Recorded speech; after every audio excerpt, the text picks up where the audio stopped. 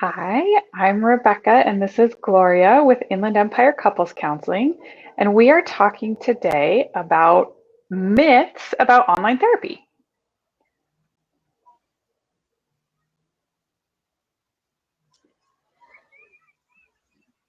So in the online world, I think a lot of people have been really apprehensive, kind of going into things, especially because things have been there, but not, I guess, well integrated or well thought of in the beginning until we were kind of forced to do it. And when we all went online with things like school and physical health, mental health also went online. And so we wanted to address some of these things that might be concerns. And so some of these things may include like that online therapy is not as effective as in-person therapy. I've been doing online sessions for years, long before the pandemic. And that definitely was something that I came up against. People were hesitant to do it online because they just didn't know anybody who was doing it or were fearful that it wouldn't be quite as effective. And I think that we've seen a, a lot of a lot more comfort with online sessions in the last year, and have been able to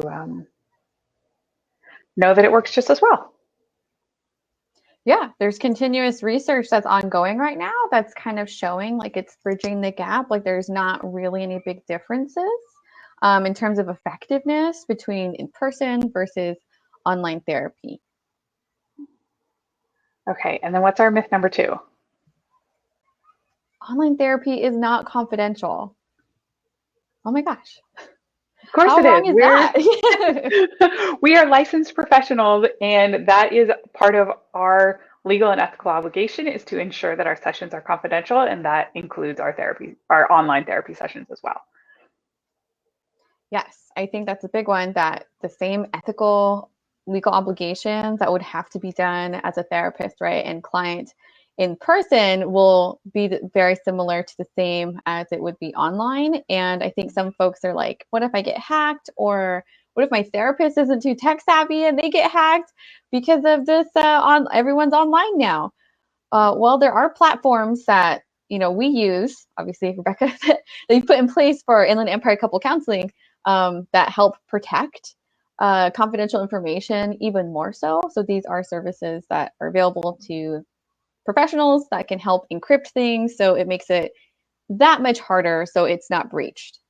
Right. We use programs that have end-to-end encryption and meet all of the requirements for being HIPAA compliant, which is the law that protects your health information. Okay, what's myth number three? Online therapy can be done anywhere, even in a public space. Okay, so maybe technically, okay, first off, your therapist should not be in a public space. If you log on to an online session and your therapist is in a public space, you should probably log off and find someone else. Um, and I suppose technically a client could be in a public place, though we would not recommend it. Yes, very true. So it's online therapy is meant to be accessible in that it can be reached anywhere, but it's not encouraged on the client end, right? Because we want you to speak freely. We want folks to feel comfortable. So we say find a spot, use headphones, something that really helps bring that free flowing experience for therapy to effective therapy to take place. And I think that is absolutely essential. Your therapist is not going to be an effective therapist that is following ethical and legal guidelines. They will not be in a public space. They will be in a room very similar, right? That how we're kind of set up here, headphones on, something where no one else will be able to hear any of this information. Right, right. Neither one of us is at home right now. We are both in the confidential and private therapy offices in our physical office and just meeting together in an online format. Yeah. Okay, what's our next myth? Online therapy is for everyone. It seems really odd. It's meant, right? It's meant for everybody for accessibility, right? Yeah, absolutely. And we know, even as we're here talking about how great doing online couples counseling can be, or any kind of online therapy, we recognize that this is not the ideal format for everyone, and that's okay. There are some people or some problems who might be better served doing their sessions in person. Completely agree. I completely agree. There are just some things that should be done in person. Okay. Myth 5, therapeutic rapport cannot be achieved online. Okay, so for our people who might not be familiar with the terminology, what do you mean when you say therapeutic rapport? That professional relationship between therapist and client. And I should be a little bit more, I guess, flexible with that word professional. So yes, there's professional boundaries, but there's also a connectedness between therapists and clients in effective therapy that will take place, where people feel comfortable to talk to their therapist openly and they don't feel judged by their therapist. So in the online format, some folks may believe that this is not achievable online. And it absolutely is. Yes. Yes. I mean, that's why it's a myth, right? Yes, very simple. It definitely can be, because an effective therapist will try their best and they will do their best to be as present as they will online, as if it were in person.